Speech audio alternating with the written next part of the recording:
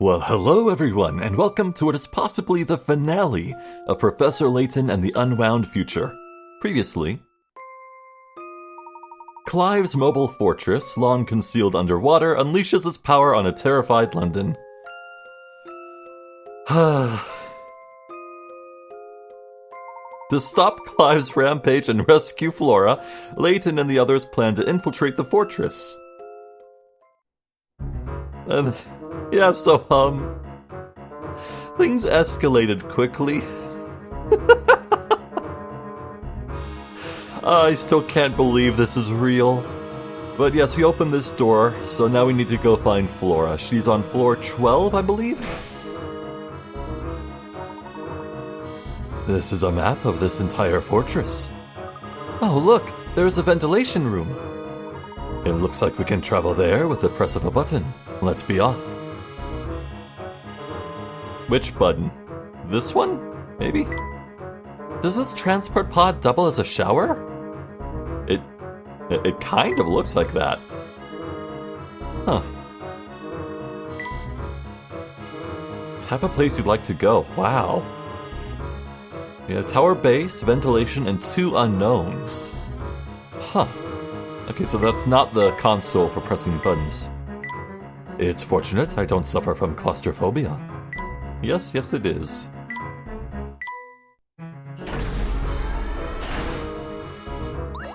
You've arrived at the ventilation floor. Oh, hey, thank you, Pluke. I sincerely doubt we'll find any, hidden puzzles, and I have well over, 140 hint coins, so, discoveries at this point are just superfluous. I think this is the room we're looking for. Flora must be inside this big tank here. I pray that she's unharmed. Let's head in.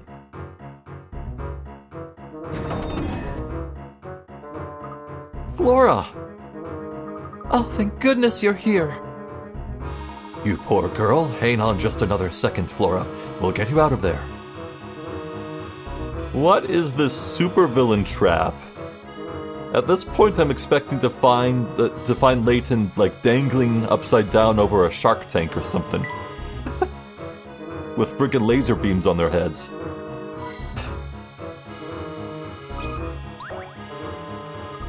Oh, great! This weird glass prison has another one of those puzzle locks on it. I can't stand to see Flora in that awful thing. Let's solve that puzzle quickly. Number 121, Arrow Flow. This seems easy. How to open. Start from a button and follow the arrows from one button to the next.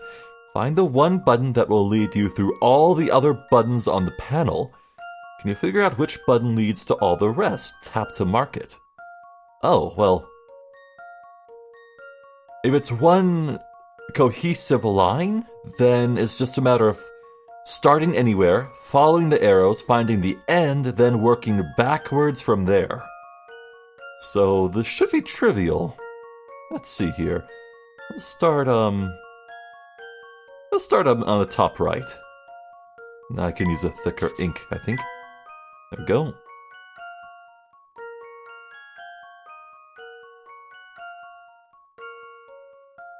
Oh, look at that. That must be the end point. See, I told you it would work like that, so I can start anywhere else and just link up and then repeat until I find the actual start. Actually, I just noticed we're kind of starting there. That could be it, Mon. Did I? Yeah, I found it already. Look at that. Here's the start. Oop. That should do the trick. Well, that's settled. Yes, sirree. Did you find the final button that doesn't point to any other button and work backward from there? Also, the starting button isn't pointed to by any button, so that's another way to solve this puzzle. Alright, Flora, I'm opening the cell.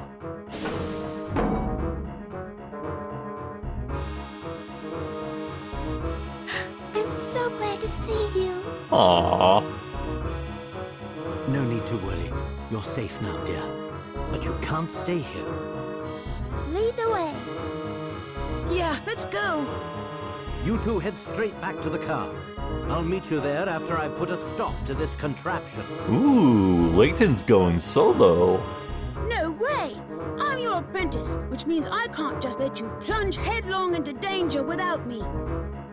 Then I'm going too. I can't let you do this. And I can't let you go it alone. Yeah, what he said. I see I can't change your mind. Come along if you must, but be careful. Are we going to find Clive? Indeed, but our time is running out, so let's hurry. So, I think every single time Layton has tried to go it alone, the others always find a way to come along. Which really makes me wonder about this whole thing of Luke apparently moving away, which is probably for the best because Layton is not a very good guardian. He puts these kids in so much danger.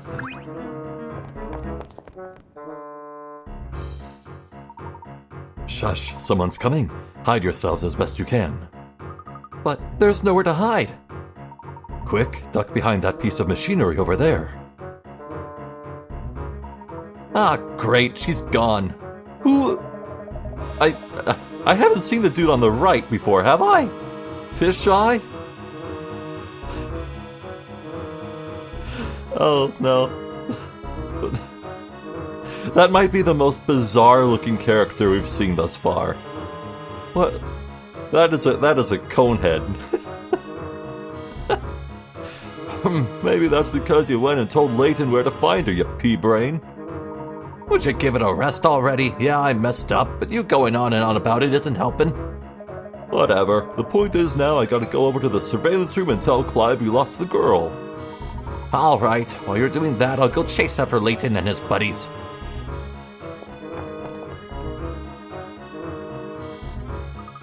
Did you hear that, Professor? Clive's in the surveillance room.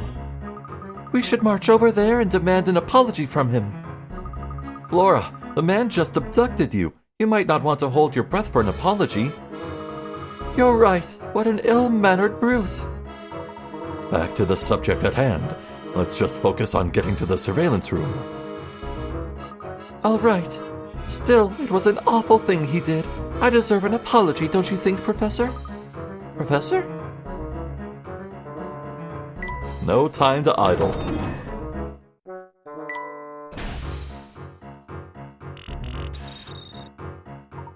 Ha! You can't hide from me forever. Oh no, we've been spotted again. Relax, Luke. There's little he can do from behind that monitor. Now it's off to the surveillance room.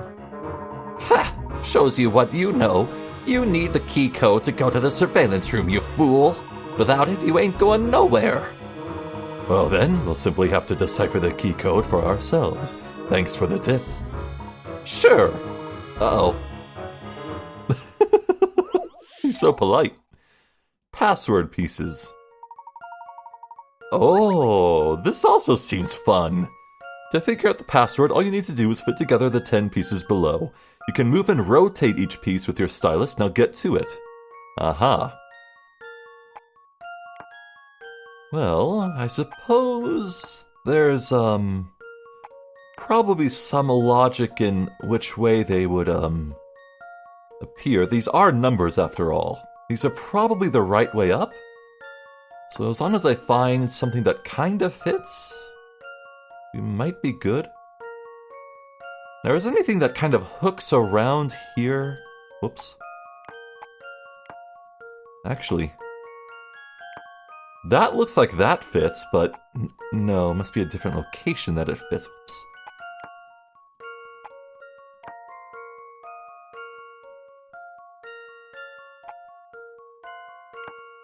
Here we go. Yeah, 081127. By all accounts, I think that's it. Oh, right.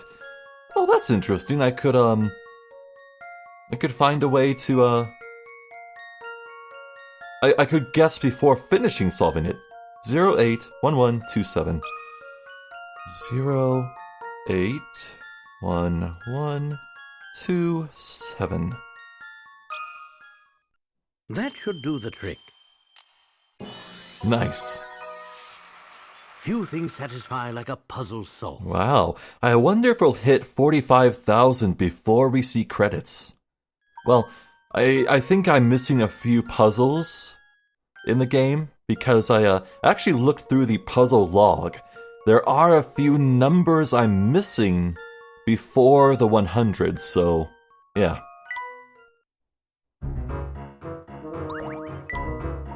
Well, I suppose that takes care of that.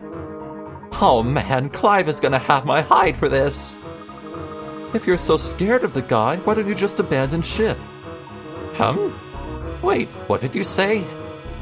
I said you might as well run away if you're going to get punished either way. You know, that's so crazy, I think I might just try it. Yeah, I'm out of here. Later, you guys. I can't believe that actually worked. I can't believe either. Well, there's a fourth room, so I feel like surveillance may be a trap.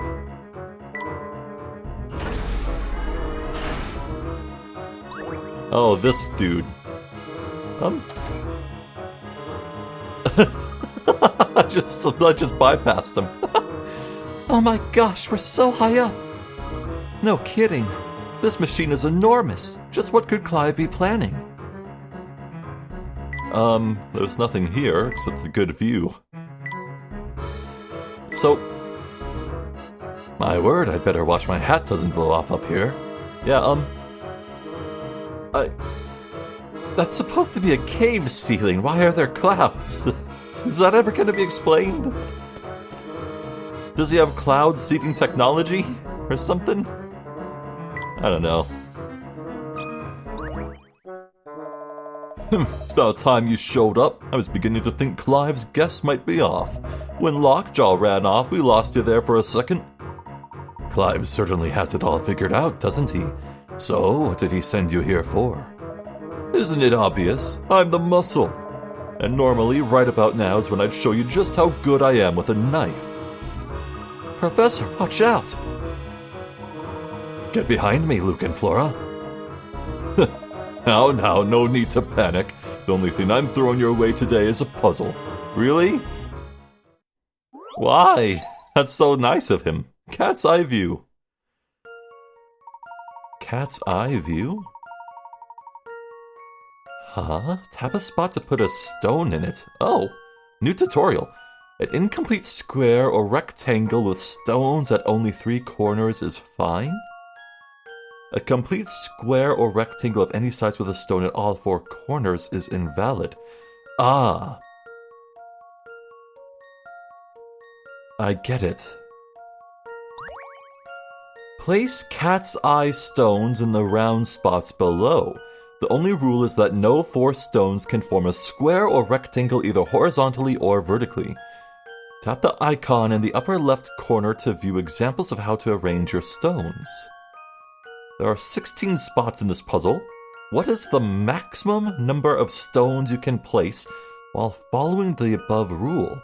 Submit that number as your answer. Whoa, this one's difficult. They're pretty though.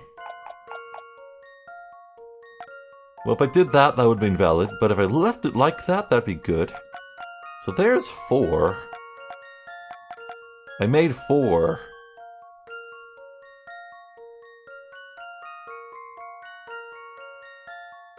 Yeah, no 4 stones.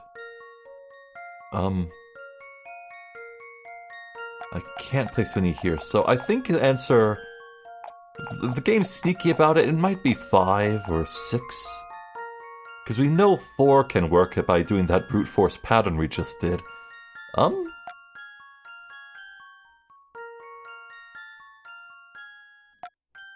of course, if we do interlocking ones, that's different. For example, if I placed one here, it would be a rectangle, but if I kept that open, and then, like, placed one, like here... Well, no, that would be, That would form a square, because it'd be in place, so... Here's a thin rectangle?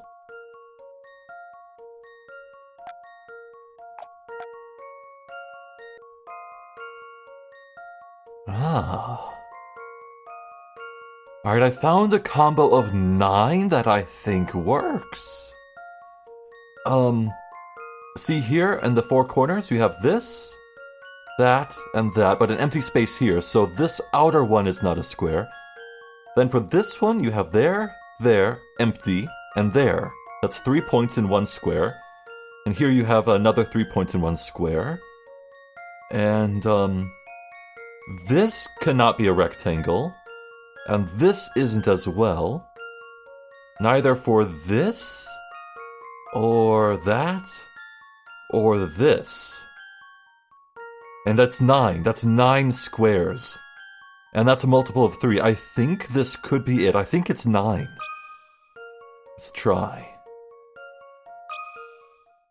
I've got a good feeling about this one. I nailed it! Oh, that felt Well, satisfying. that's settled.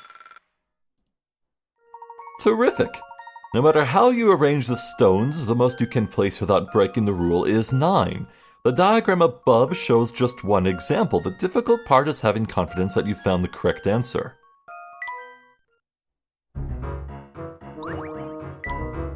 Huh, guess I was wrong about that puzzle cutting you down. We can pass then? No, now I'm gonna stab you to death. Yeah, but only because Clive instructed me not to touch a single hair on any of your pretty heads. Otherwise, I'd be showing you the pointy end of my knife collection right now, if you know what I mean. Everyone stay away from him. He could be lying. Don't you worry, kid. Orders are orders. Besides, no one can stop Clive. Now get moving. The boss hates being made to wait. Later. Just what is Clive planning with this machine of his? No crap, the final sticker. You know what, that can wait. Let's just head up. Ah, it's you. I don't like these thin glass tubes. Yeah, this glass cage looks a little too familiar. I mean, if they're traps, they look already sprung. Huh. Alright, let's do this. Could this be it? So nice of you to join me, Professor. Whatever it is you have planned, you can't go through with it. We know what Bill and Dimitri did. When the world learns of it, they'll be punished. You said you wanted justice. And isn't that justice enough? That's a nice sentiment. But without large-scale havoc, those fools in government will never change their ways. Listen to yourself, Clive. Who are you to argue with me? As a reporter, I've witnessed countless tragedies firsthand. And it's clear that my life isn't the only one that's been destroyed in the name of progress. To those in power, the rest of us little people are all just bumps on the road to a brighter tomorrow. The only thing a bully understands is force. So you see, I have no choice but to level this place and rebuild it from the ground up. But you built it. You had... but this underground metropolis was built by you guys. What do you mean? what you're saying is unthinkable. This conversation is over. No, Clive!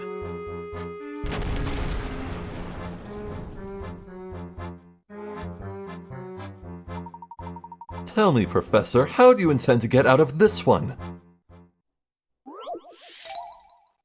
Why? Okay, so he made sure to make the command room have a collapsible floor. Alright. Ooh. Is this unique music? I'm not sure I've heard this track before. Huh.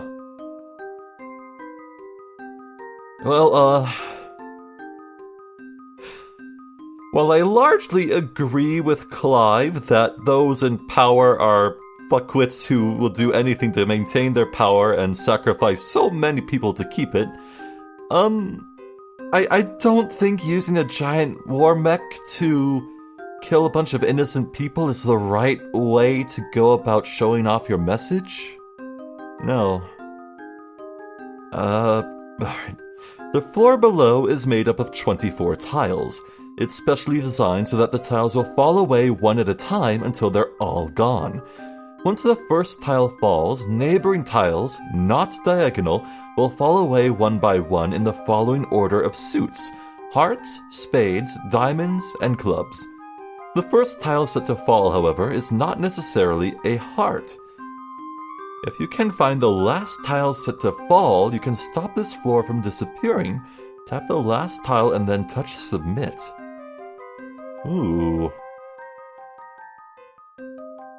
I feel like my strategy of, starting with any and drawing a line from there might not work so well. See, here's a diamond touching multiple clubs, so... yeah, this might take a while. So let's grease the wheels. First, try picking a random tile at the start and see how far you can go. You have to find a path that will allow all of the tiles to fall away.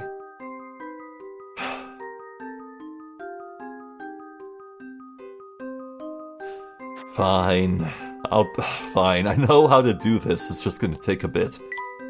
Let's see.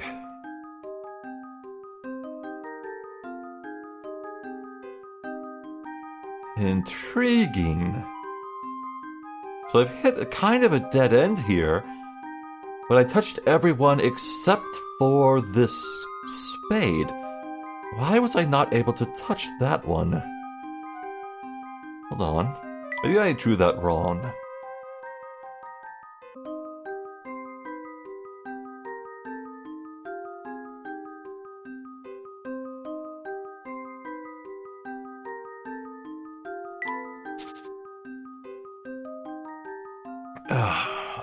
I'm running into dead end after dead end. For the life of me, I cannot figure out how to draw on every tile, so I need a bit of a hint. Pick any tile as a starting point and follow the order of suits to see where you end up. If your progress is stopped before you clear all of the tiles, you'll need to either start over at a different tile or try going in another direction. Yeah, I need a little hint of where to start.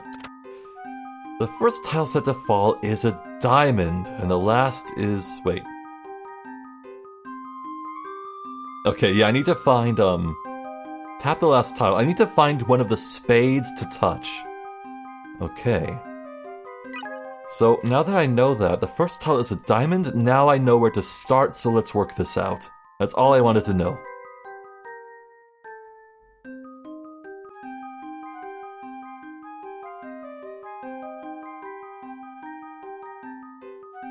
Aha! Okay, finally.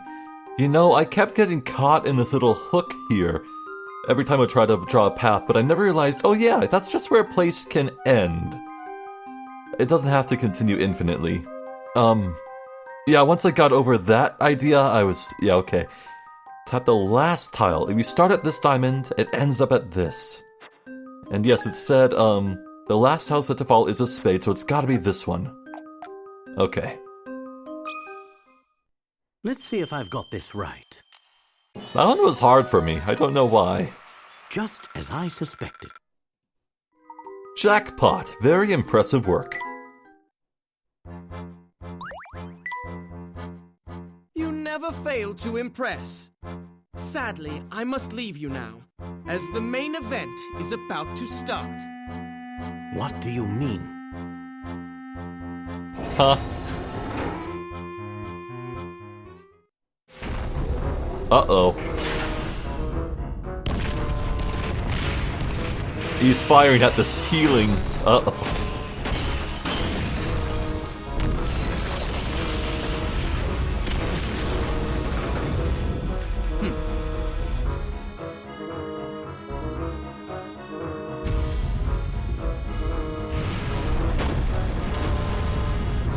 Wow!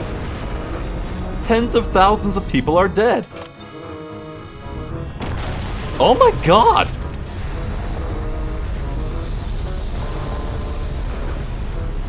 I just saw a bunch of people die. Wow.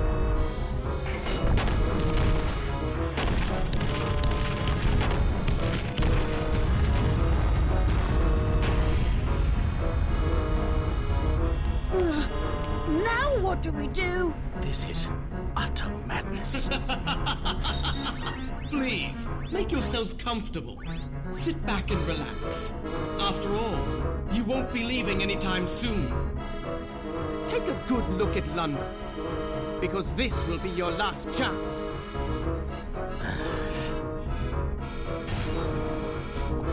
Celeste? Come with me. I know how we can stop Clive. Better do it fast because my There has to be a god. generator somewhere here.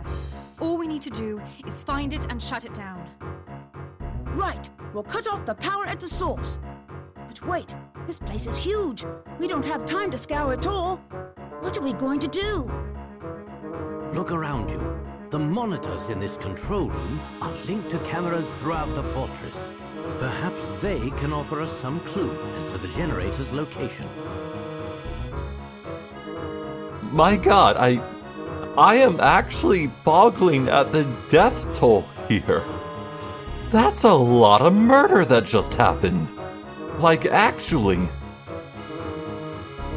It was one thing to see the family goons open fire with their Tommy guns in that crowded casino, but we didn't see anyone get hurt in the crossfire. But this, no, there's no way about it. Clive just became a mass murderer. That's messed up. Look at all these monitors. We should be able to see all parts of the fortress from here. And one of those monitors is bound to be connected to the generator room. Now we only need to figure out which one it is. Connect the bots. Ooh. I'm getting a lot of these grid puzzles now, aren't I? This is a map of the floor housing the generator room. The locations of 2 camera-equipped security bots are identified by the red and green arrows. To prevent its detection by Professor Layton, Clive has ensured that the patrol routes followed by the security bots do not pass by the generator room. The bots will always turn at the rounded yellow corners. Which room do the bots avoid? That's the generator room. Ah. I see. Huh. The one room they don't look at is the room we're after. I see. So I can always submit. I guess it should just be a matter of drawing straight lines following the paths. So let's try this out. Here's the green bot.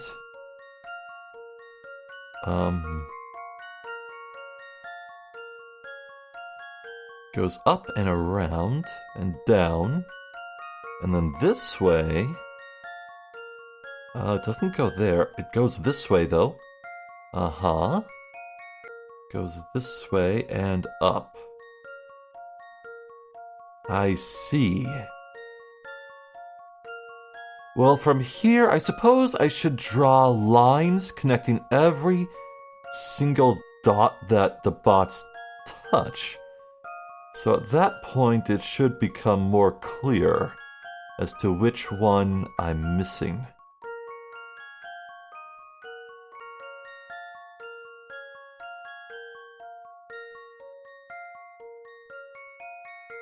Oh, I see it. I see it as I went along. This one, right here in the center. Yeah, none of the robots touch by that one at all. It's completely insulated. It's the only one. It's gotta be this one. Right? Definitely that one. That was a fun puzzle. Here's my answer. No puzzle can stop Layton's apprentice. We hit 450. Nice. You bought it. Not even Clive could trick Professor Layton and company. There it is. That's it, Luke. Now all we have to do is feed those coordinates into the transport pod. Let's go. We're right behind you, Professor. Back to the elevator. Celeste, there's something I've been meaning to ask you. Oh, what is it? How in the world did you manage to get to the fortress? The professor and I had to do some pretty fancy maneuvering to get here. What's more, this fortress is moving now. How did you catch up with us? Didn't you know, Luke? I'm a witch. I just hopped on my broom and flew up to the deck. Okay, what are you hiding? Now you're just messing with me. Come on, I'm curious. All right, if you're that interested, I suppose I can let you in on the secret. Just head out that door to the deck outside. Uh-huh? Of course. Oh my gosh, that's Don Paolo's flying machine. That's right, I begged him to fly me up here, so he loaded me in and sent me up. He controlled the whole thing from the ground. I didn't even have to do anything. Amazing, right? You can say that again. Funny, you don't seem quite as astonished, Professor. Yes, well, I already knew Paul had his machine with him. It's what he used to escape the research facility we infiltrated, is it not? Nothing gets by you, does it, Professor? So now that we have Don Paolo's flying machine, we can come and go from here as we please. That's right, Luke. Are you thinking about abandoning our mission? Never. I just thought it might be a good idea to drop Flora off somewhere before heading on. No way. I'm staying here. I can't say I blame you, Flora. You've got to stick close to the people you care about. Yes, but it is good to know we can return underground to take care of any unfinished business. Really? Should we wish to, I mean? All right, everyone, we really shouldn't dawdle out here. We need to head out for the generator room. Oh yes, I'd nearly forgotten. Let's go, everyone. Oh my god. Are you telling me that I can now return to underground London and just walk around solving puzzles and having a good old time while tens of thousands, if not hundreds of thousands of people are being murdered by a giant war robot? Yeah, okay, let's do that.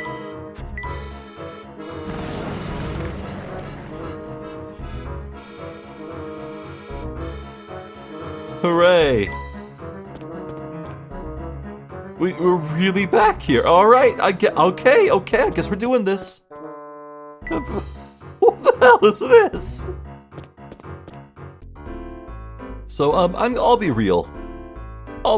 At this point, there's nothing left to spoil for me, really.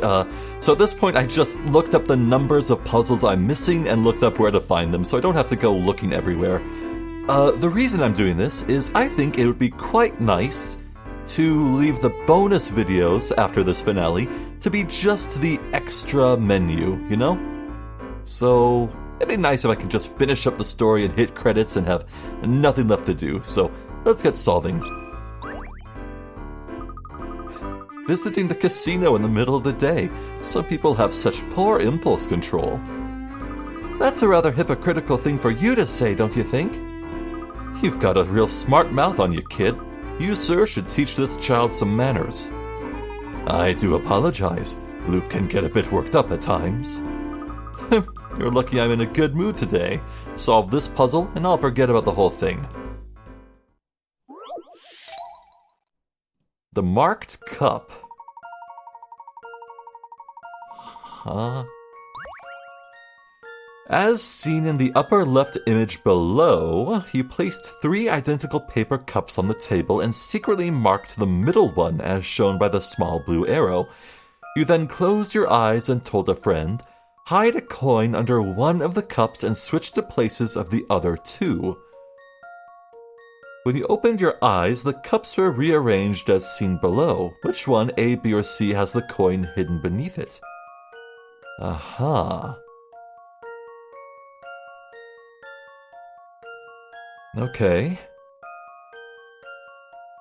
Hide a coin under one of the cups and switch places of the other two.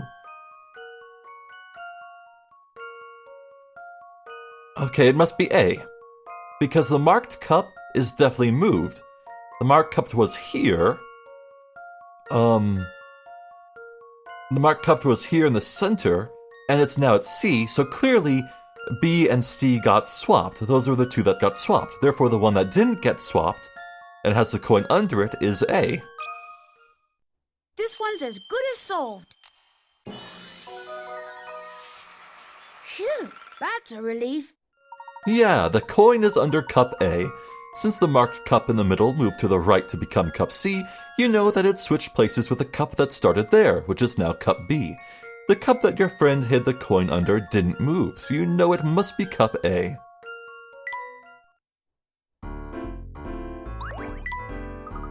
Nicely solved, kid. Watching you solve that was a good way to stave off boredom for a few minutes. So, sir, are you always here at the casino? Pretty much. I've got nothing else to do. Besides, have you looked out your window lately? London's filled with goons working for the family. You'd have to be crazy to wander about out there. Those punks have scared just about everyone in town into following their orders. What else can a good citizen like myself do but hide indoors where it's safe? I see. A new course. We have the last sticker and the last course. Well, that's just perfect. Let's get both solved right now.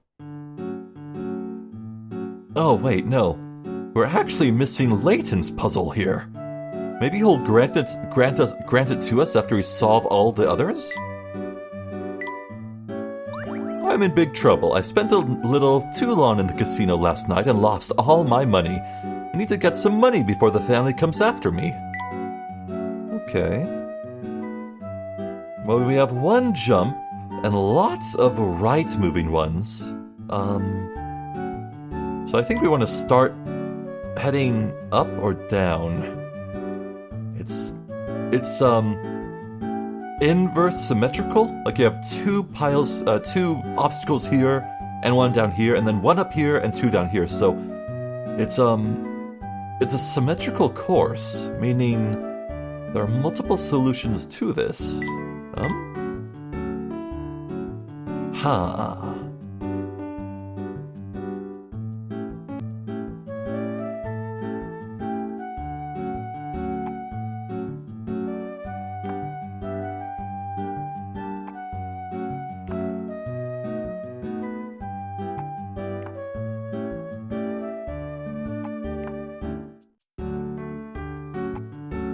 I may have just solved it.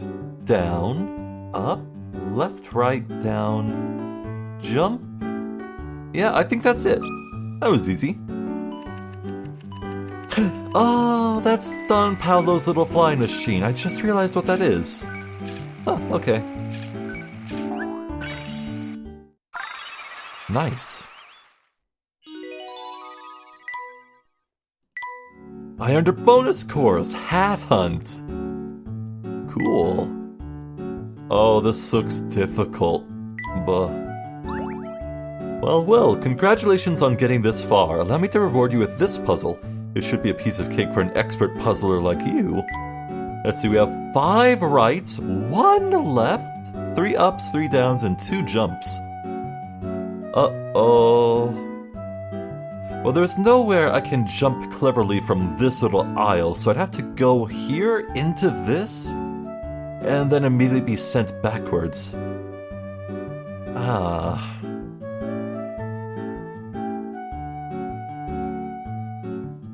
think I already see a little solution of where to go. I probably want to head right there and then be sent right back. Yeah.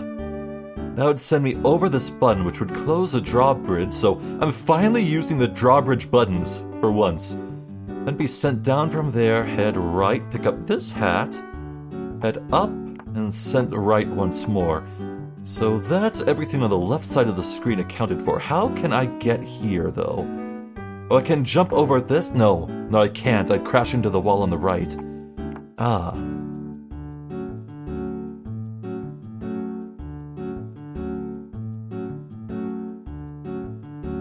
I'd probably want to be sent up to fetch this hat, then go straight back down, head right, up, and then jump over this. Oh, I solved it! Boy, I am an expert puzzler now, aren't I?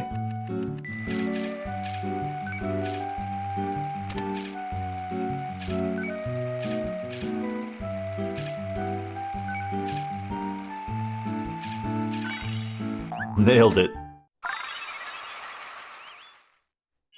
Well done. Congratulations, you completed the course Hat Hunt. You've conquered every track available with your toy car. The hotelier's house has been added to Layton's challenges. I feel accomplished. And speaking of accomplishments, let's solve this picture book. Because we do have every sticker. Yes, we do. Well, this takes a long time to solve and it's a lot of reading, so I think I'll just solve it and then we can read the full thing together. Let's see.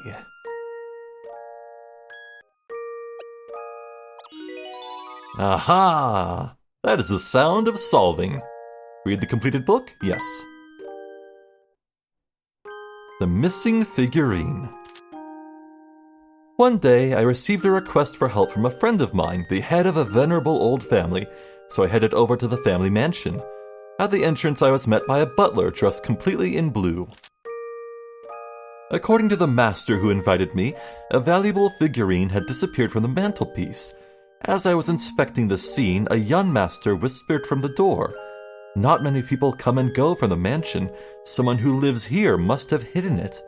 He asked me to follow him to the study, where he'd tell me the whole story. However, when we arrived at the study, there was someone already there. "There you are, you little rascal," said the chef. "Oh, excuse me, I didn't realize you had a guest." And the chef left the room. "Who was that?" I asked. "Can't you tell from his hat?" was the reply. I wonder what he wanted. Across the room, we heard a loud meow. "Oh," I exclaimed, "we're not alone." "Heh, that's right. My cat is the queen of the house," said the boy. "Oh, but I'd better get going. It's time for my study session with my tutor now. He's the one with the small mustache." I decided to investigate the dining room. Upon entering, I startled a gardener inside, causing him to drop the watch he was carrying. "Oh, you must be a guest, but please don't sneak up on me like that." "Does that watch you dropped belong to you?" I asked. "No, it belongs to the young master. I found it while working in the garden, so I thought I'd return it to him," he said. "So why did you come to the dining room?" "The young master has a voracious appetite, so he's often here looking for a bite to eat." I walked back through the hall to the big garden behind the house. There I encountered a tutor. Pointing out a trowel on the ground, he said to me, "I'm looking for the owner of this. He's the gardener in blue trousers." Soon after, a maid entered the garden and said to me, "Ah, so this is where you are. The master's been looking for you." Turning to the tutor, she said, "And as for you, it's time for the young master's lesson." A look of panic flitted across the tutor's face. "Oh my word, is it that time already?" The cat appeared with a meow. "Your paws are all muddy. Have you been out in the garden again?" scolded the maid.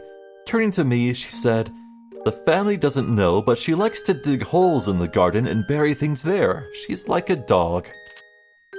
Next to the trail of muddy paw prints, a silver fork had been dropped. This belongs to that chef in the study. He lost it and was looking for it." I met up with the master and asked about the missing figurine. "Was it shiny?" I asked. "Oh yes," he replied. "It was a little statue of a goddess. Really magnificent silver work." "I see. I think I understand what's happened here," I said. "My word, really? Jolly good." The master gathered everyone in the hall and I started to explain the situation. After the figurine went missing, the gardener noticed that holes had been dug in the garden and assumed the young master was making mischief. You see, the young master's watch was found next to the holes. The tutor also had suspicions. He found mud on the floor of the young master's study, which made him think something untoward had happened. Therefore, he went out into the garden to look for evidence. Had he taken a closer look, he would have seen that the muddy footprints belonged to the cat. The chef also had his suspicions, but it wasn't the valuable figurine that was concerning him, but rather the missing fork. He thought it had been taken by the young master as a practical joke.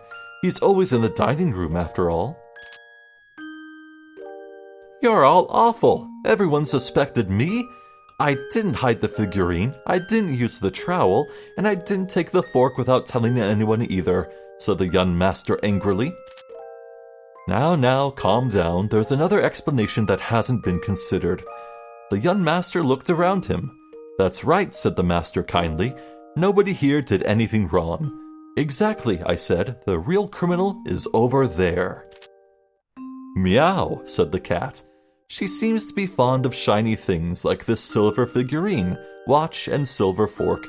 She hid them all in the garden.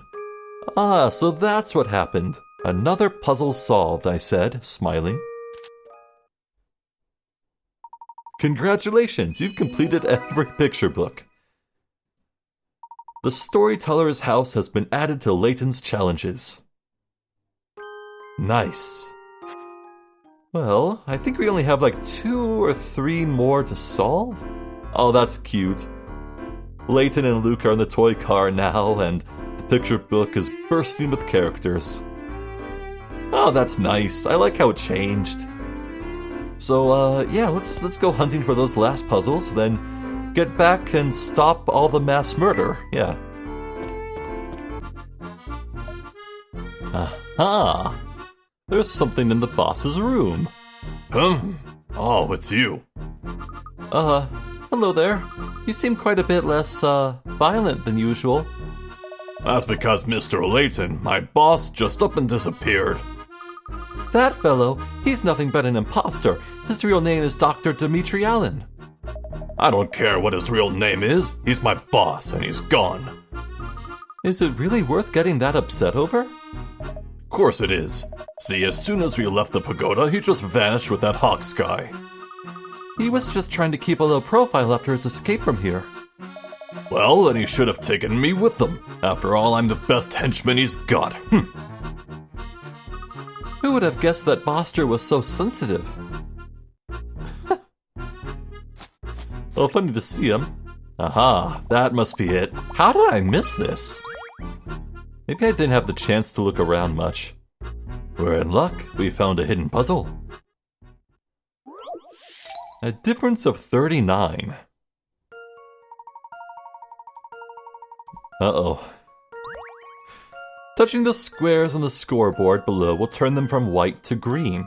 Both sides currently display 58, but Luke and Professor Layton are planning to each touch one square and create 2 different numbers. The difference between the 2 numbers will be 39. What are those numbers?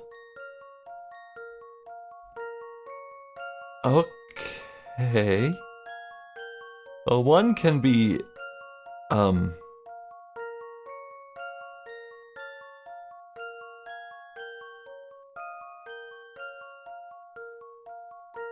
them from white to green. From white to green? You can't go from green to white? Because I'm like, you could touch this square right here and turn it into a 9, a 98. But, okay, this seems real difficult. Let's use a hint coin. What squares can you touch to make a new number out of the old one? Think about both numbers, the 5 and the 8. You can make a 6 and a 9 out of a 5 by changing one square. Sure. You can make a 0, a 6, and a 9 out of an 8 by changing one square, and that's just a matter of finding the difference between the 2 numbers.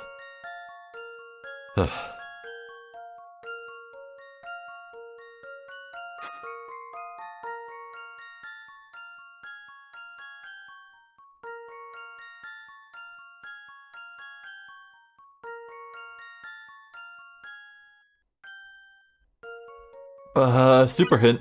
Okay. One of the correct numbers is 50, 56, or 59. Now try doing the math.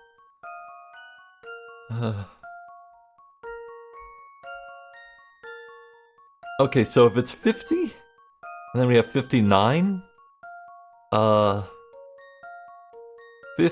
59 minus... No, wait. No, wait, what if it's, 99 minus 58? Is it 59 minus 58? Or 98? No, it would be... No, 98. 98 minus 50?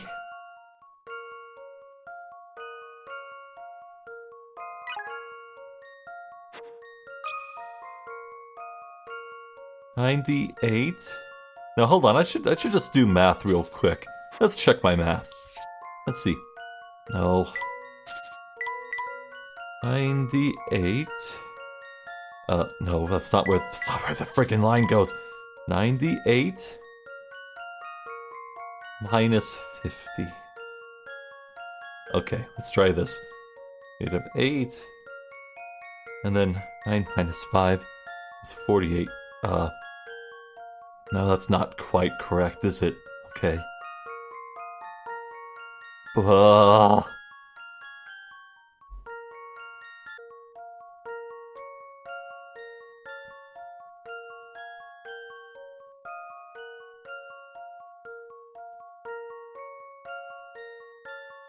Oh, there we go. It's 98 and 59. Okay. 98 and 59. This one's as good as solved. Yeah, we did it. Phew, that's a relief. Correct. One side will be 98 and the other 59. There's nothing like the sense of accomplishment that finishing a good puzzle brings. Hooray! Okay, I think we have one more puzzle to go.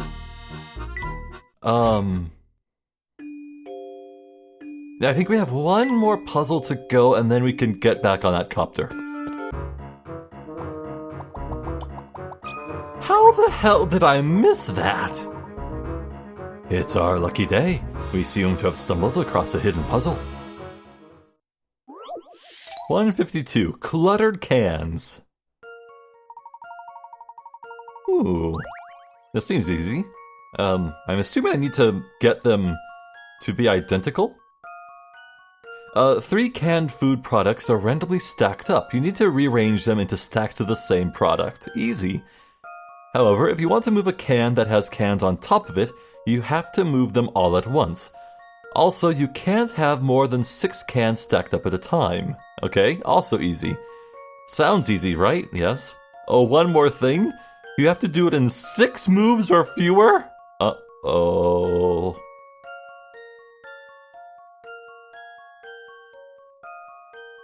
Okay,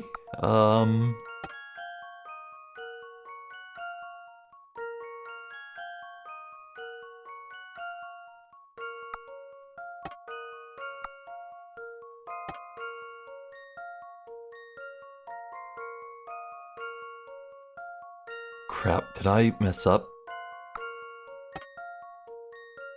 Wait. Oh, that was... okay. Do the trick. Ooh. I'm not sure if I would have lost the carrots. I don't think the game would be that cruel.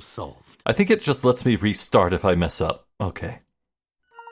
Can do. Now everything is in order. Nice. And that's that. That's that indeed, Layton. Now, we can board that copter with resolve. Let's get back on there.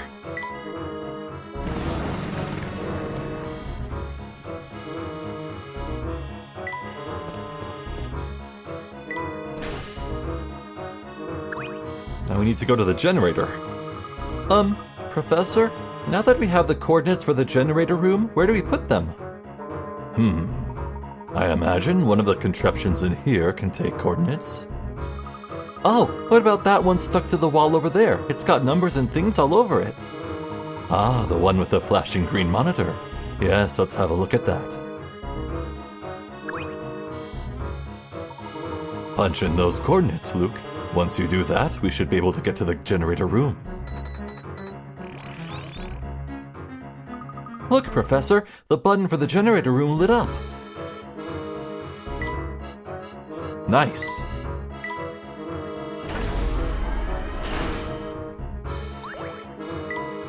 Whoa. Oh, hey. Thank you, Luke. I don't like the rumbling coming from that machine.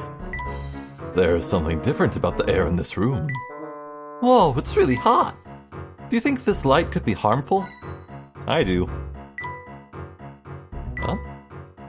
Yeah, let's crack this heart open. So this is the heart of the fortress. There's the generator control panel, but it's locked away. The lock is a puzzle. How would you like to give it a shot, Professor? I'll do my best. Let's do this 10-step solution. Uh-oh. To crack the security lock, you'll need to swap blocks A and B in 10 moves or fewer. You can move any piece anywhere in any direction as long as it will fit. Now get started. Uh-oh.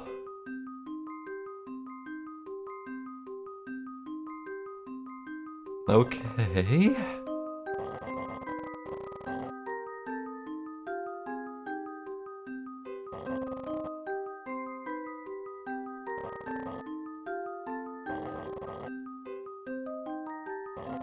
Right, from here I just need to reverse course?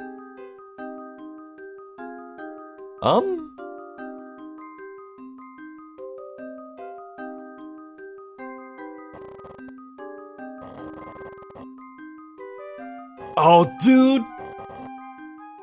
That should do the trick. Nice! Alright. Just as I suspected. Bravo, you cracked the lock. I think I've done it. Stand back, everyone.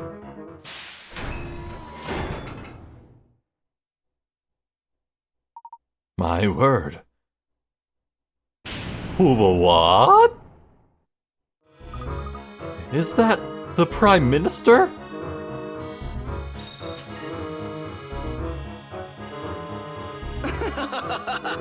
I knew you'd find your way here sooner or later. Though, if you're hoping to find our fearless leader, I'm afraid he's indisposed at the moment.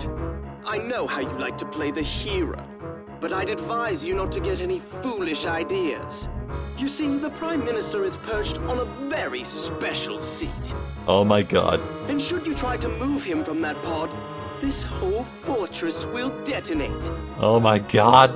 Also, you should know that there's enough charge in here to level most of London. Oh my god! Of course, London's getting leveled either way. Oh. No, I do hate to run, but I have work to do. Well, this is a fine how do you do. Look at this device. It looks like the detonator was wired to monitor the Prime Minister's heartbeat. If the sound of his heartbeat disappears, the detonation switch will go off. Perhaps we can sever the connection somehow. I wouldn't do that, Professor. See how there are 2 sets of wires in the circuit here. I don't think we'll be able to cut both sets before the device reacts. Amazing, Celeste. You obviously possess a better understanding of these mechanics than I. Your sister would be very proud. Oh, I just had an idea. What if we use this? The pocket watch. This is the pocket watch I gave Claire ages ago. And here I thought it had been lost in the explosion. No, I actually found it when cleaning up some of Claire's things after the accident.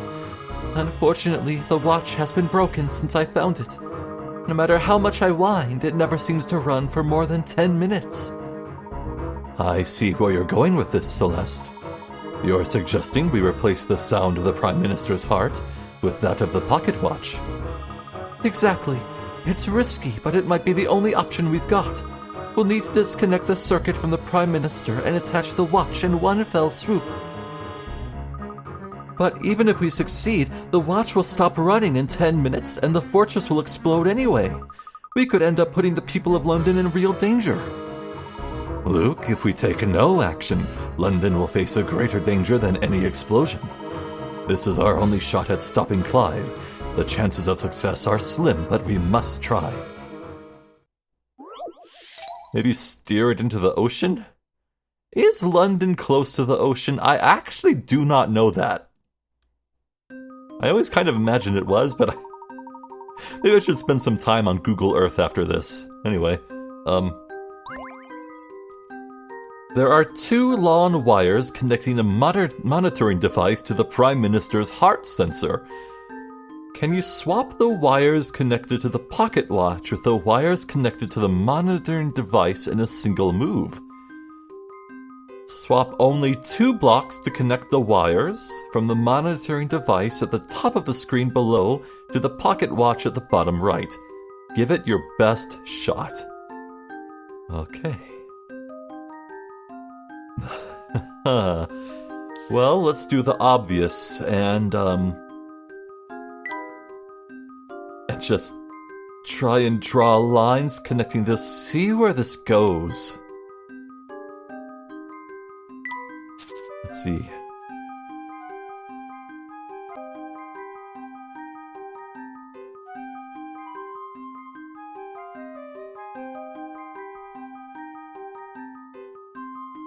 Okay.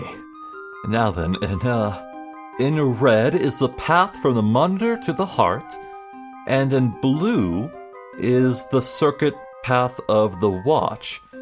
Now, as we can see, the red does indeed connect to the heart. However, the blue, it's just a little short loop. And in fact, we have this whole unmarked loop here, which appears to serve no purpose. I'm wondering, can I link this to this? I noticed that, both paths of the, no. Only one of the red wires goes through this. The rightmost one. So I need to make one move there. Maybe. I think they both...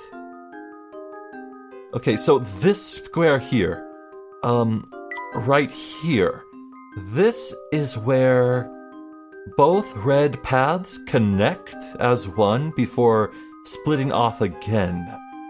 I think I can do something with this, maybe.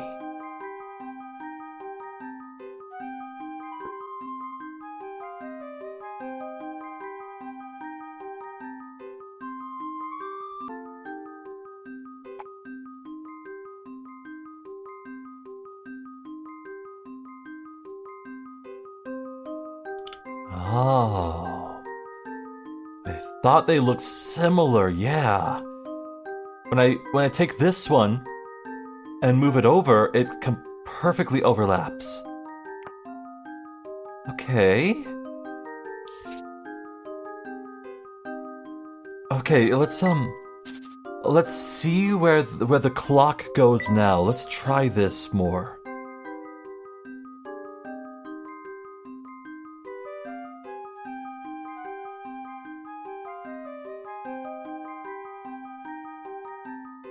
Okay, yeah. It's going to there. Now how about the other one? Yeah?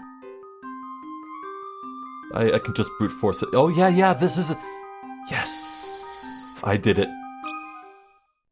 That should do the trick. Well, that's settled. Phew! Amazing. You successfully swapped the devices. That was... heart-pounding.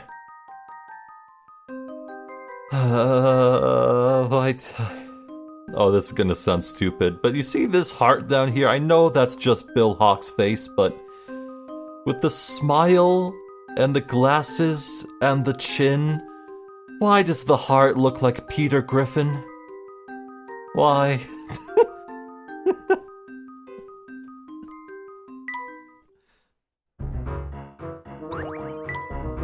Professor, that's it! The watch is connected now! Yes, but our work here is far from over. Save your progress? Nah. Epilogue. The Unwound Future. What do you mean, Epilogue? We haven't finished this fight. We've got 10 minutes to get out of here before the fortress explodes. Now what? We need to reverse the energy flow.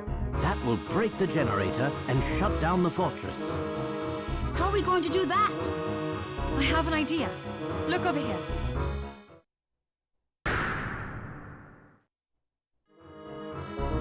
Huh? Oh. These gears here form the core of the generator, if it can just reverse the way they move. We can effectively overload the fortress's power supply, thus putting a halt to Clive's plan. I see you've been thinking about this on your own. Is there anything you don't know, Professor? A gentleman must have his hobbies. It just so happens that I have a small interest in machines. Amazing, Professor! It's too early to celebrate just yet, Luke. If we fail here, many lives may still be lost. Are you up to the challenge, Professor? You'll not be able to save after this point. Are you ready to continue?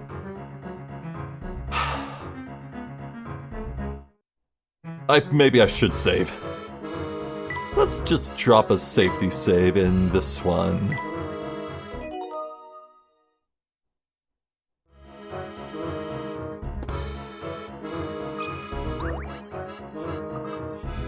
Right, let's get this done. This may be the last puzzle in the game, maybe. It's all up to you now, Professor. Reverse rotation. Okay, I don't see a 10-minute time limit, so this game has no balls, but that's fine, I'm happy with that. Okay. A system of gears is shown below. Gear A turns in the direction of its red arrow. Oh, capital A, which currently causes Gear B to turn in the direction of its red arrow. One group of gears connecting Gears A and B is labeled lowercase a. This group can be moved and rotated with your stylus along with groups B and C below it. Utilize these groups to alter the system so that Gear B turns in the direction of its green arrow. You don't necessarily need to use all of the groups, however. Oh, brother.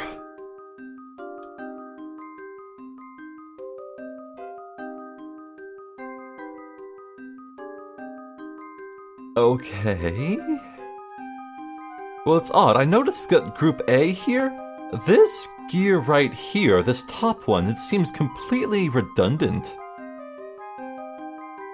So, in effect, I can think of it as there being 3 gears here. So if I add a 4th or a 6th gear, then I need an even number of gears to make them turn the same way, don't I? So we use 4?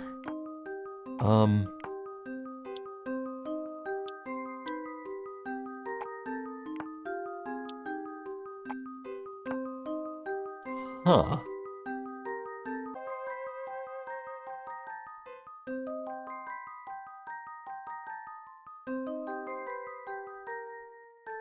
Crap. I think I'm rotating Gear B in the same direction. Well, I gave it a shot. Let's use a hint coin. The gears can't function properly if they're overlapping, so don't bother trying to stack any of them. Okay. If you link an odd number of gears between 2 main gears, the 2 main gears will rotate in the same direction. Conversely, an even number of gears linked between 2 main gears will cause the 2 main gears to rotate in the opposite direction. There are a lot of gears to count in this puzzle, but try adding them up. You don't need to use gear group A. Try working groups B and C into the system. Well, I just tried that, actually, and it didn't work? Maybe I was wrong? Okay, it looks like it's overlapping. It doesn't mesh perfectly, that's my problem.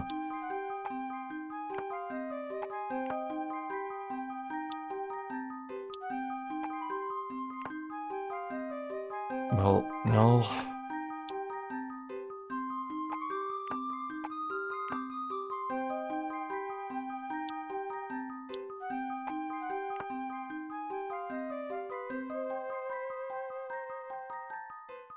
One, 2, 3, 4, 5, 6, 7, 8, 9, 10, 11, 12, 13, 14. That's even. But the sprite doesn't match up. Crap, I just...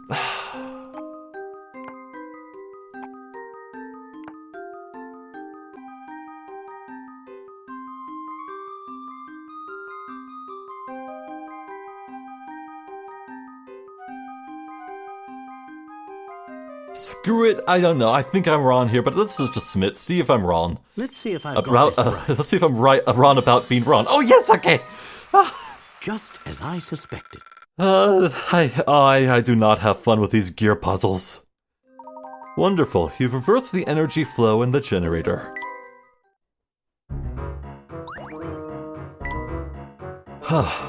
You did it!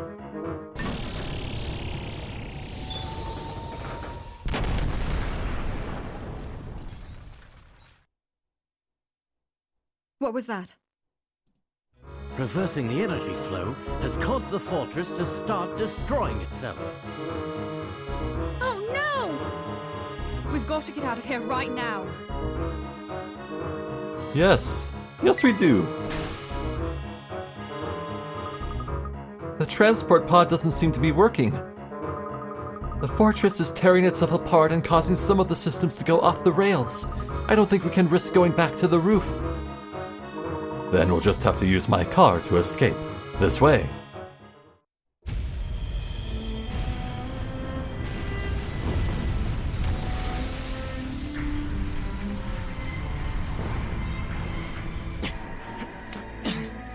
Huh? Now what is it? No, no, no!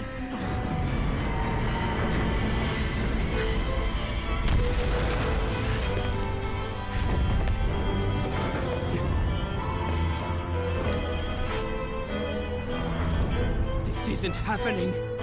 It can't end this way. It won't end this way! Get dunked on, nerd. I hope he's dead. What will become of him? I hope... yeah, I have no sympathy. Oh, one final hint going from Pluke. Thank you. That might be final, actually. This could be it. There's no time to waste. Get in the car. Okay, I could have gone through the door. Suppose there's an alternate ending where you go back in and save him? But I don't want to save him. He should die. We're making our escape by car? Is this some kind of joke? I know I'm carrying precious cargo, Prime Minister. I'll do my best to drive safely. What are you waiting for? We've got to go. This is madness.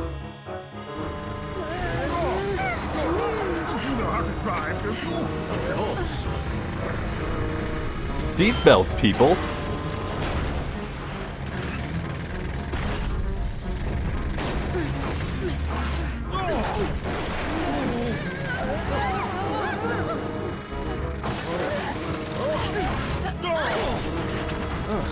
Professor, up ahead!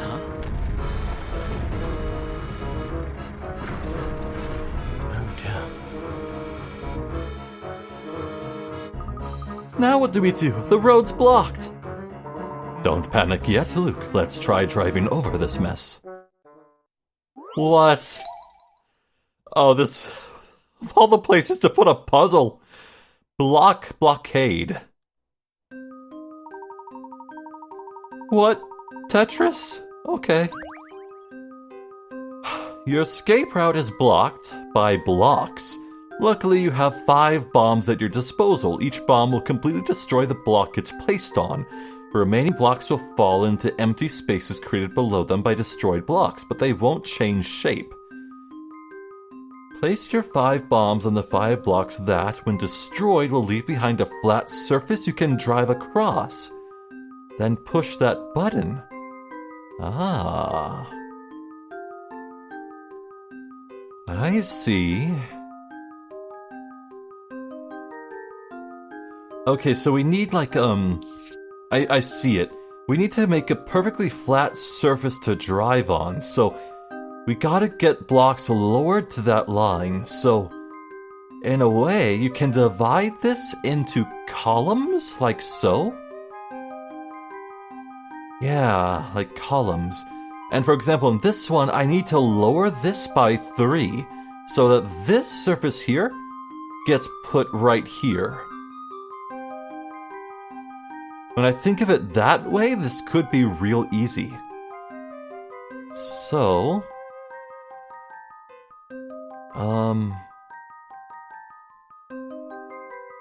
yeah, this needs to be lowered by 2. And that by 2, this by 3, 3, 3, 3 and 3. Though I should mind this gap here, and these 2 gaps here. So... alright, if I think of it like this could be easy. Actually... say I blow up this T block, both this and this would fall down by 2, and, this and this will lower by 2, except, no. No, this is hooked onto this, so that is quite dependent on this block. I would guess I only need to detonate, this, and maybe... let's see, 1, 2... oh. We destroyed this block, this would lower, but that we'd have to keep that, so we destroy this. Okay, that's 3. I need to find 2 more bomb spots.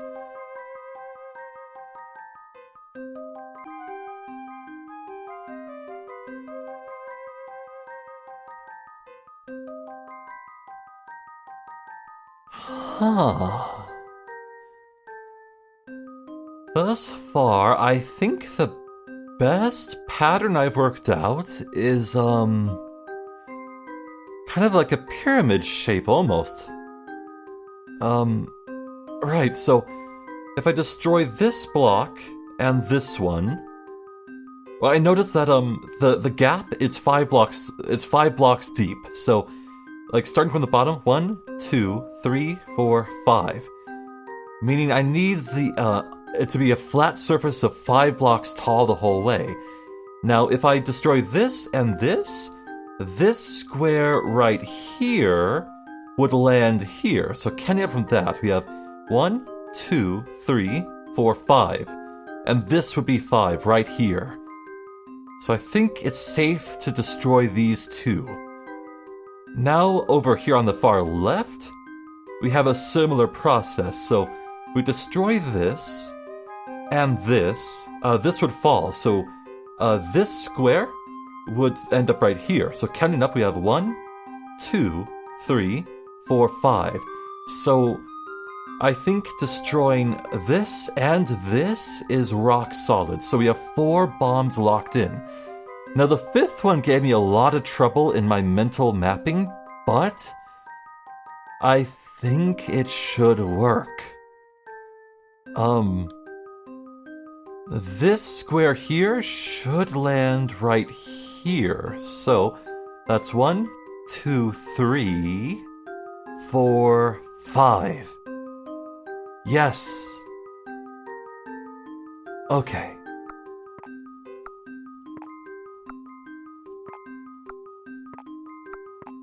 I think this should work. Right? I have the memo correct? Yes. Oh, it's beautiful! How about this? That was fun. Phew, that's a relief. Boom, great job. Now, get out of here! Yes, we did it! We are not out of the woods yet. Hold tight, everyone.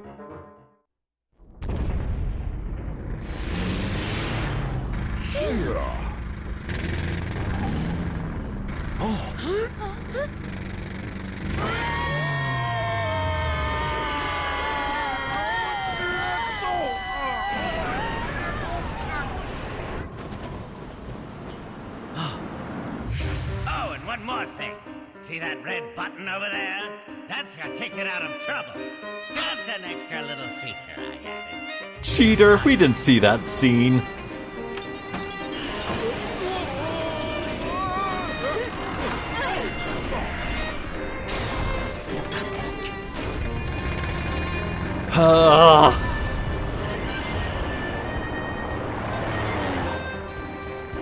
God damn it, it has wings! God damn it! We're actually flying! Can you believe it? Yes, Paul was always very good with machines. Professor, just when did you learn how to fly a plane? A plane? This is an automobile. Ah! Well done, Layton!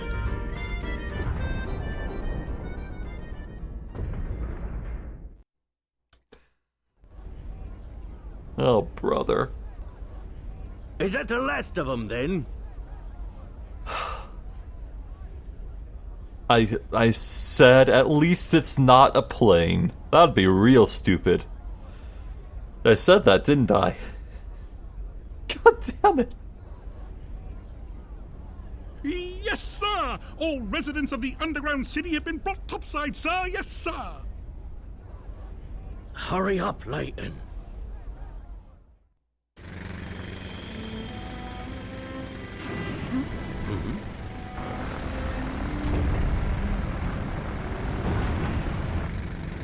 It's too dangerous.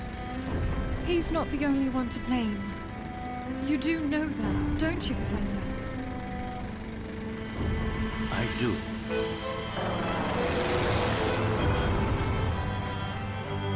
What's this? We're going back!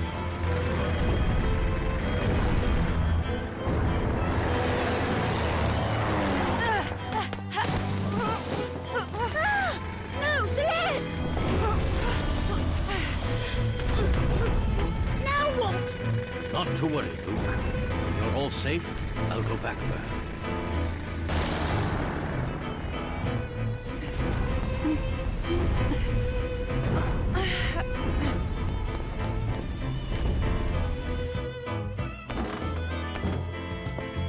We've evacuated the underground city. All inhabitants are safe now. My thanks, Inspector.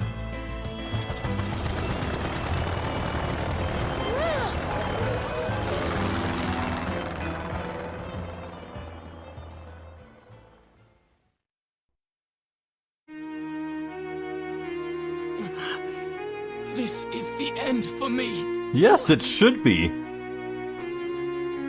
That's not true, Clive. You can always start over and try to repair the damage you've done. I don't think you can repair human lives. They're gone. He's a mass murderer now. You can't undo that. We can talk about that later. This place won't hold much longer. Why are you, of all people, helping me? I can't just leave you here. But don't you know what I've done? What I tried to do? Yes, but I would never leave you here to die. After all, so much of this tragedy was caused by the mistakes we scientists made. You're a scientist too? I see. There will be time to talk more later. We need to leave now.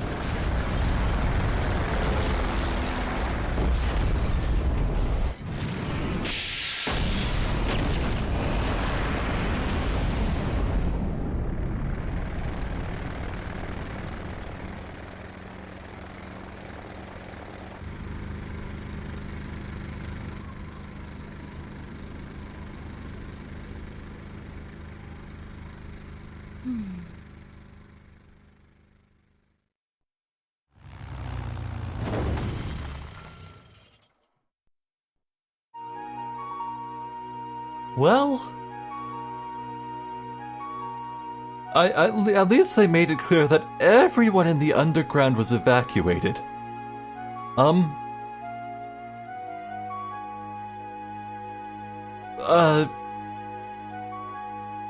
That's a lot of dead people, though. Above ground.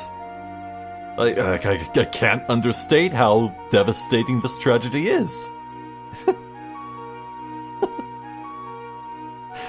Is everyone all right? I think so, Professor.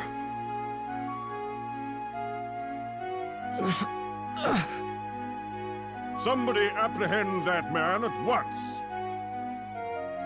You're coming with me, boy, and I don't want any trouble. Inspector, a moment, please. Just what do you think you're doing? This man poses an imminent threat to our national security. I agree on this. I cannot deny the damage that Clive has done to our city. Oh, thank God. For a second, I almost wondered if Layton was about to start making excuses for him.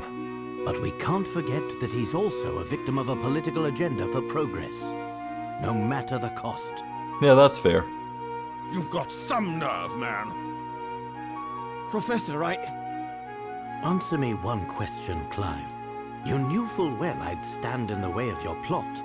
So why did you send for me? Dimitri was sure he needed you for his project, but I knew full well of the threat you posed to my plan. Though I suppose I still led you all the way to the heart of my base, didn't I? At first I was just toying with you. But at some point, I realized I was enjoying our time together. Maybe part of me wanted somebody to save me from my all-consuming madness, as you did, all those years ago.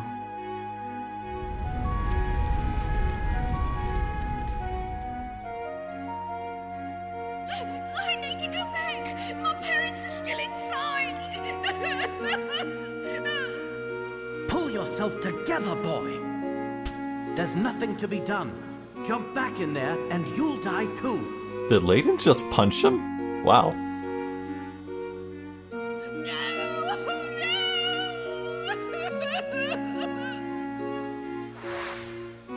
That was you. Deep down inside, I hoped you might be able to talk me down from the edge of insanity again. This is the second time you've saved my life now. Thank you. Clive. Don't worry about me. I intend to atone for my crimes. I look forward to the day we meet again. Until then, I hope life treats you well, Professor. Oh, you're never getting out of prison. Ever. And you too, Clive. 10,000 life sentences. Barton, take him back to headquarters. Yes, sir. Ha! Criminals like him make me think the whole world has gone mad. Despicable. Just despicable. Yes, people can often be so blinded by their own motivations that they lose sight of the damage they do. But criminals aren't the only blind ones. Just what are you implying, Inspector? Nothing at all. Just stating the facts, sir. Now, if you'll excuse me, I still have work to do. The whole story of future Luke. Solved. Future Luke is really a boy named Clive who lost his parents in the time machine explosion 10 years ago. He's been planning revenge on those responsible ever since. He called upon Layton in the hopes the professor could save him from his own madness. I don't know what to say. When I think of all the suffering I caused in the name of research. When did you get here? It was terrible. But I see you must have loved Claire very much to do what you did. The more I reflect on it, the more unsure I am as to whether it was love or pride that compelled me. For 10 long years I chased after what so many called impossible. But I've come to my senses now. But you know, Hershel, there is one detail that you got wrong. What are you referring to?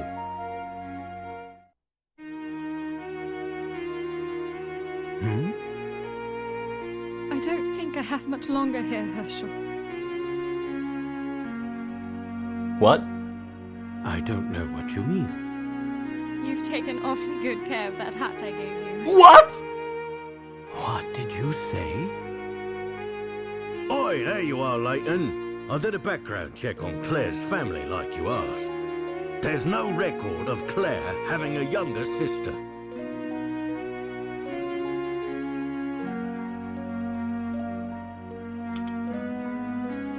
Okay, so the time machine explosion 10 years, it did actually work and it sent Claire forward 10 years, but she has to go back and die because the body was found there?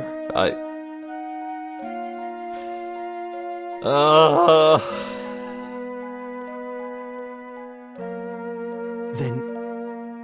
Yes, it was quite a shock when I first worked it out. But you can't really mean... It's me, Hershel. It's Claire. Yeah, okay. While it defies logic, it seems the experiment 10 years ago wasn't a complete failure. Somehow Claire was shot 10 years into the future. To our present. Yes, the time machine worked. If only for that single moment before it exploded. That's not possible. Unfortunately, however, there were more complications. Shortly after appearing in the present, Claire's body showed signs of molecular instability. It was trying to return to its own time. I attribute that phenomenon to the incomplete nature of the time machine. She didn't have long here. I worked on the machine in the hopes of finding a way to stabilize her existence in the present, but it seems inevitable that she'll return to her own time, to the moment of the blast. I begged Dimitri to stop his work. Tampering further with time can only result in more anomalies. There's no telling what chaos we'd release upon the world if we tried to save the dead from their fate. The flow of time must remain linear. We all know the consequences of changing its course. But Dimitri wouldn't listen to me. That's when I knew the only way to stop him was through you, Hershel. What Dimitri, Bill, and I did 10 years ago broke the laws of nature. And now we must pay. This is all so... incomprehensible. It's time to end this already, Dimitri. Yes, it does seem that way. My research has threatened our very existence, and it could do so again. Tonight, I will close the book on the time machine. Forever. Wow. Celeste turns out to be Claire, shot into the present by the time machine explosion from 10 years ago. Unwilling to warp the progression any further, she bids farewell to Layton and travels back to her own time, back to the moment of the explosion. Okay.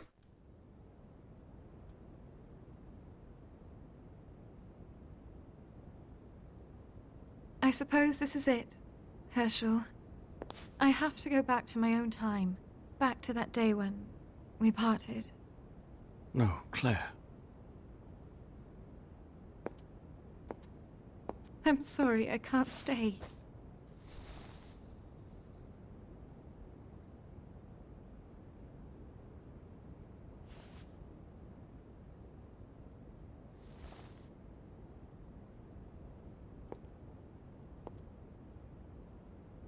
Claire, wait!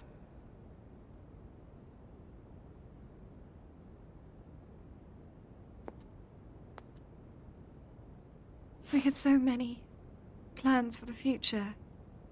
Do you remember, Hershel? I'll miss you. And our unwound future. You can't go! I don't want to say goodbye again. I can't. I won't! I know you. And I know you'll stay strong. After all, that's what a gentleman does. I must go now, Hershel. Thank you for everything.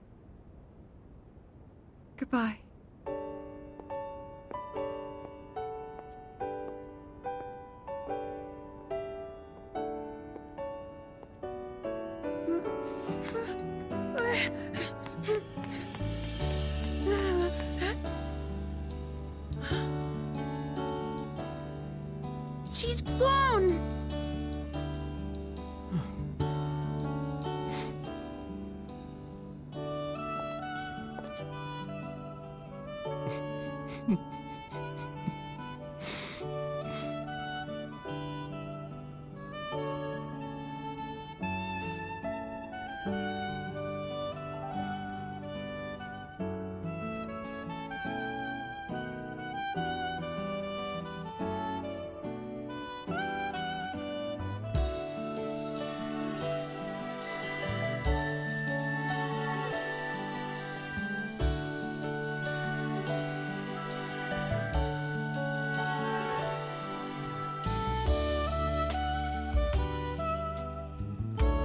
Yeah, okay, that was a very well done scene. And for all the jokes I would crack about Layton being bald under there and how we'd never see under there for sure. Okay, no. If we ever did have to see him without his hat, that was definitely the best possible way it could have been done. Huh.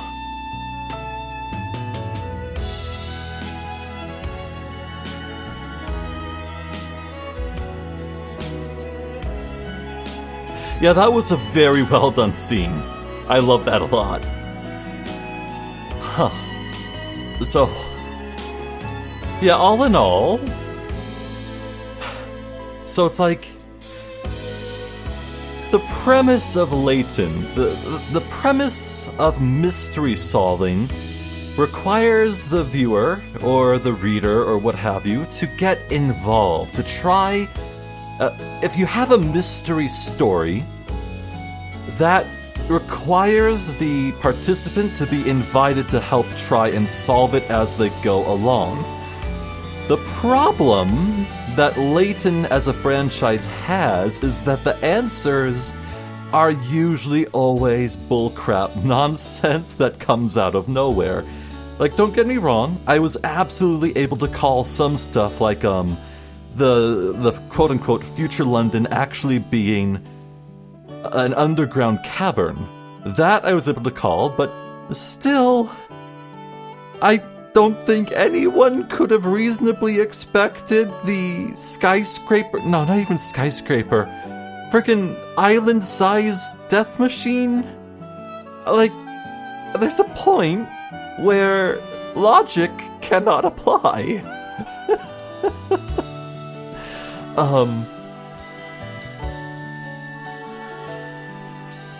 So that's the problem the Layton franchise has, I think. It kind of breaks the rule of what mystery stories are supposed to be. A lot of people I see sometimes say stuff like, oh, take the show Westworld, for example. Apparently, people started catching on and predicting what would happen, and so the writers would subverse that and go completely different directions and spring in new stuff and just make up nonsense as it went, and the show lost a lot of popularity, apparently. That's, I've never seen Westworld, but I know that's a very popular fandom discourse there. That's my example that I'm using here. It's good when a reader of a mystery... No, goddammit, Beasley's alive! Fine. Credits Stinger, sure. The problem is that I think the Layton stories have too many instances of completely unpredictable, out of the left field nonsense. I don't know, it's hard for me personally to grapple with and accept that, you know? Maybe it's just my problem. Wait, Yuri Lowenthal was in this? Whoa. Cool. Also, say, whatever happened to Bill Hawks? Yeah, Chelmy was like, yeah, what? That dog looks like Luke. Luke? Chelmy was like, had a veiled threat to Bill Hawks, implying that he's gonna work to take him down. So that's nice, but I kind of wish we actually did see Bill Hawks get his comeuppance here. I'm not sure. Maybe in a future Layton game? I don't know.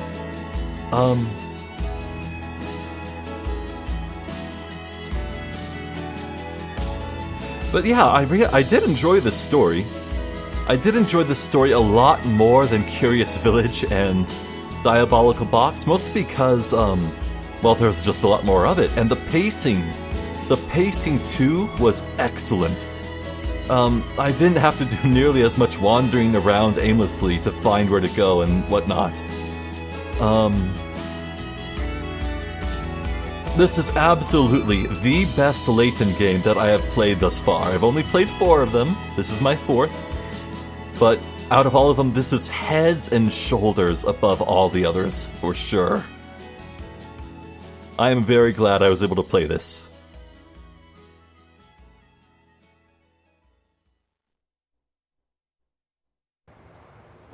Ooh. Oh.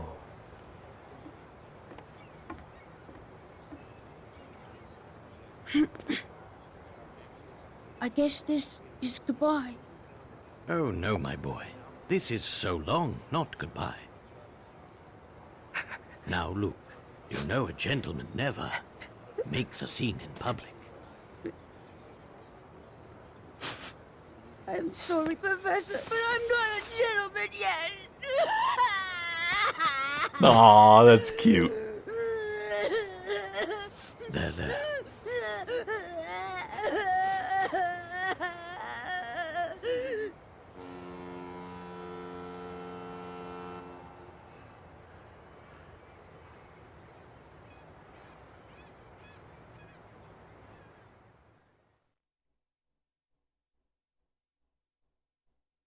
The end.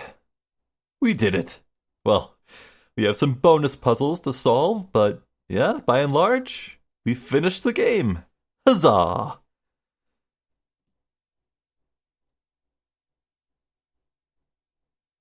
Dear Professor Layton, it's been a while since we said goodbye. How have you been? As for me, I'm all settled in and making new friends. I'm writing to you because something deeply puzzling happened here recently. It seems like the sort of mystery that's tailor-made for Professor Layton and his apprentice. I don't think anyone else could get to the bottom of it. I've enclosed a document with this letter that will tell you more about the situation. Oh! Number 130, the final puzzle. Oh, okay. Could this be a sequel hook? Look, I made myself a wax stamp. It's like the one you use to seal your important envelopes and documents, except it looks like my hat and the L stands for Luke. I've already used it once, see? Isn't the blue wax neat? It matches my hat.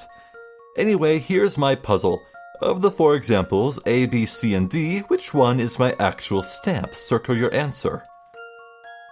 Okay, well, it's gotta be reversed, so we can discount B right away. Okay, A is misshapen. A has the hat connects up top. The hat is too tall. So it's either D or C.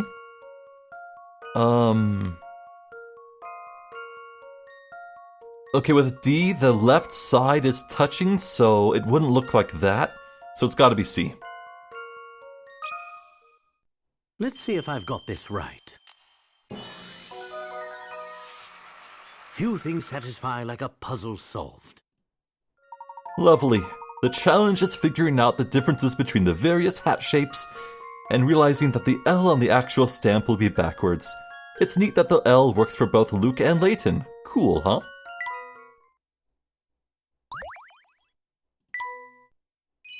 You have solved all the puzzles in this adventure. Congratulations! Now try your hand at Layton's challenges and the weekly puzzles. I can't wait to start this new adventure with you. Please write back as soon as you get this letter. Your friend and apprentice, Luke.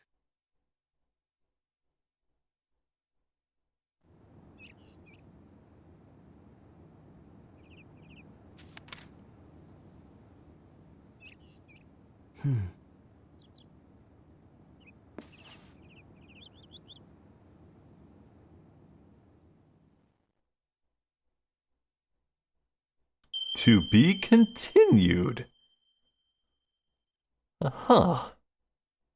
Maybe they didn't have a quite clear idea of what they wanted to do next just yet.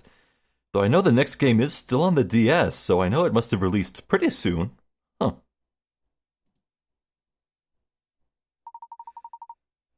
So you see, the fact that Layton is going around with his hat off a bunch means that it's a metaphor for having let go and accepted Claire's passing. Yeah. Did you enjoy Professor Layton and the Unwound future? You've solved every puzzle in the story mode of this game. Congratulations! For more fun things to do, check out Top Secret and Weekly Puzzle in the bonuses section. Please enjoy the rest of the game and, once again, great work. Save your completed game. When you continue this game, you will resume play inside the mobile fortress. From there, you're free to return to town and hunt after items and puzzles you missed. What items and puzzles? Save? Sure. Let's put it, here. Number 1.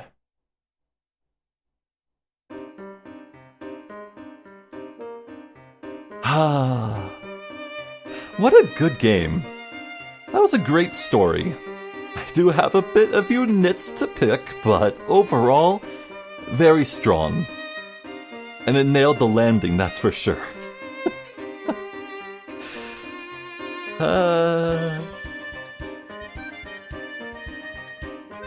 Oh man, that got heavy. I didn't create tears, but my eyes did begin to twitch and sting, you know? Claire's brave. For walking around that corner and walking to her death, really. Well, from here, I think I'll take a break from recording for a day or two, and then I'll come back for bonuses. And we'll get all those done, complete the game. Yes, I'm expecting there to be cross-connection backwards with Diabolical Box, so we'll be booting up Diabolical Box again and entering the code there. At least I think we will, if my memory serves. Yeah, so we got 1 or 2 or 3 bonus videos, and then this Let's Play will formally conclude. And then, well, I guess it's on to the next game, huh? I bet you're wondering what that is. What that will be, Well, I am too! I have no idea what I'm playing next. I definitely have a smash glass in case of emergency game, but I'd like to see if I can settle on something else first. I don't know. Anyway, this has been a fun time. Definitely. A great story.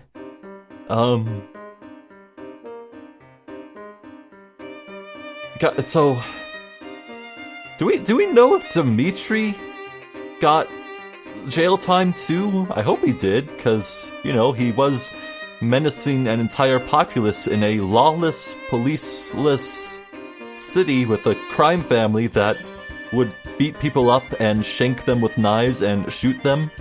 So, that's not good of him to have done? Yeah, you know what, the longer I sit here and think about this, the less I'll like it, so maybe I should quit while I'm ahead. This has been Professor Layton and the Unwound Future.